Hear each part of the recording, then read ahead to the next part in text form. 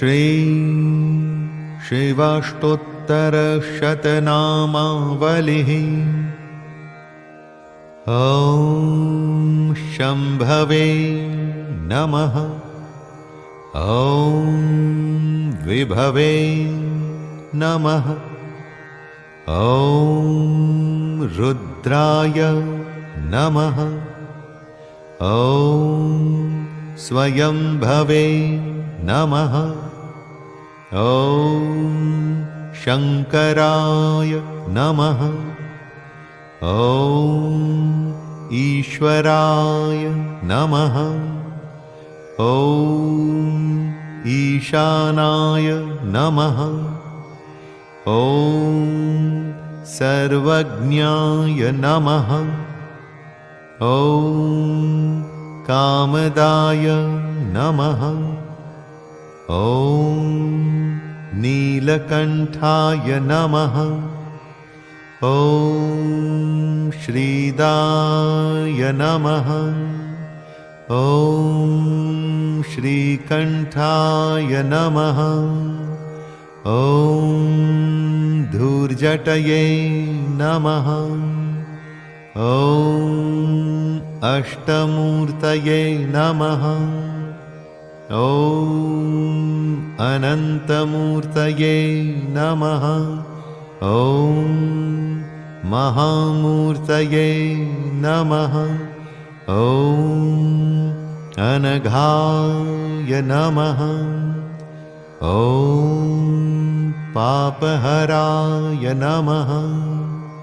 ॐ अनङ्गनिःसङ्गाय नमः। ॐ भङ्गनाशनाय नमः। ॐ त्रिदशाधाराय नमः। ॐ त्रिलोकेशाय नमः। ॐ त्रिलोचनाय नमः। ॐ त्रिपथाधाराय नमः। ॐ त्रिमार्गाय नमः। ॐ त्रिभिरूर्जिताय नमः। ॐ त्रिपुरारये नमः। ॐ त्रिधामूर्तये नमः। ॐ एकत्रिजटात्मकाय नमः। ॐ शशिशेखराय नमः। ॐ शूलेशाय नमः। ॐ पशुपालाय नमः। ॐ शिवाप्रियाय नमः। ॐ शिवात्मकाय नमः। ॐ शिवाय नमः। ॐ श्रीदाय नमः। ॐ सुहृते नमः। ॐ श्रीशतनवे नमः। ॐ सर्वाय नमः। ॐ सर्वेशाय नमः। ॐ भूतेशाय नमः। ॐ गिरिशाय नमः। ॐ गिरीश्वराय नमः। ॐ उग्ररूपाय नमः। ॐ मीमेशाय नमः। ॐ भवाय नमः। ॐ भर्गाय नमः। ॐ प्रभवे नमः। ॐ दक्षाध्वरध्वंसिने नमः। ॐ अन्धकध्वंसकारकाय नमः। ॐ रुण्डमालिने नमः। ॐ कपालये नमः। ॐ भुजङ्गाजिनभूषणाय नमः। ॐ दिगम्बराय नमः। ॐ दिशानाथाय नमः। ॐ व्योमकेशाय नमः।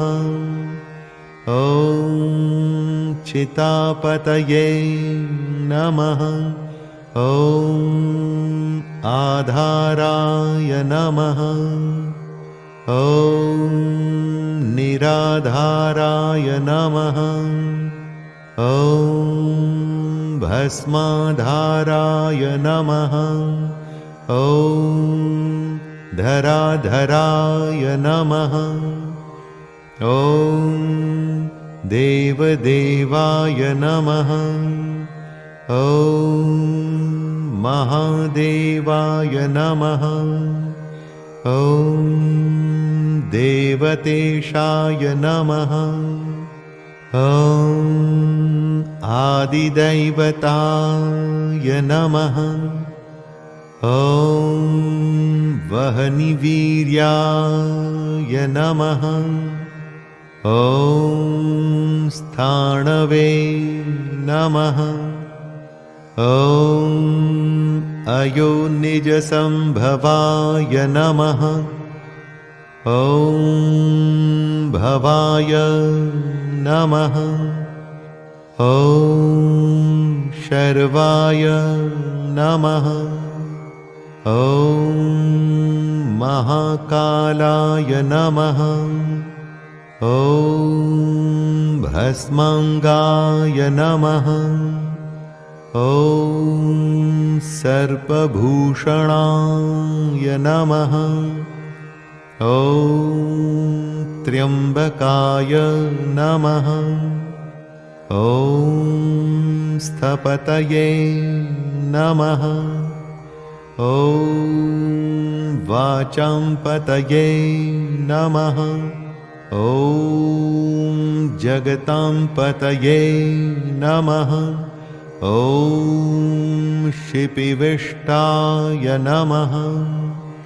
ॐ विरूपाक्षाय नमः। ॐ लिङ्गाय नमः। ॐ वृषध्वजसे नमः। ॐ नीललोहिताय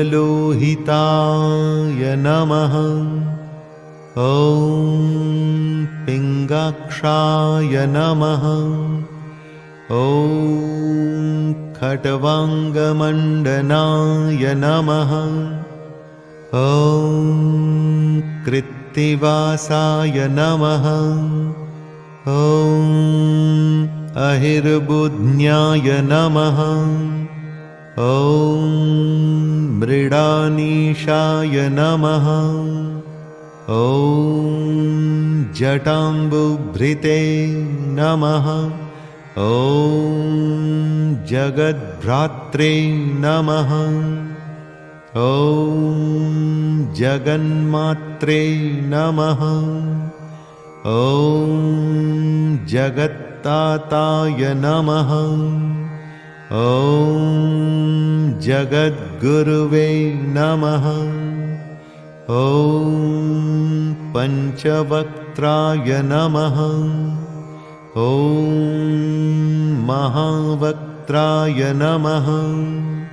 ॐ कालवक्त्राय नमः।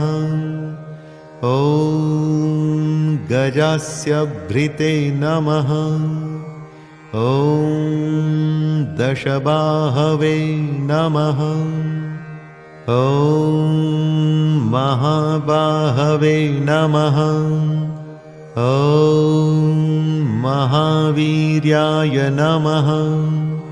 ॐ महाबलाय नमः।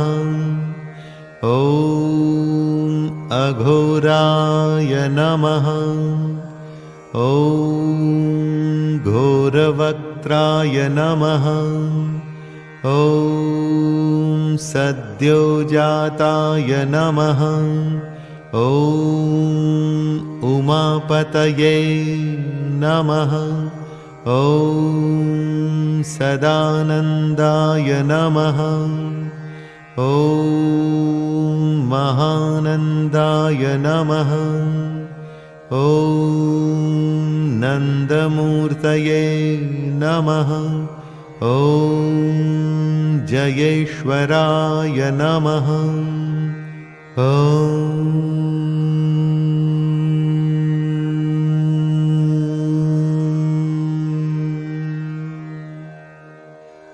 इति श्रीस्कन्दपुराणे सह्याद्रिखण्डे श्रीशिवाष्टोत्तरशतनामावलिः समाप्तम्।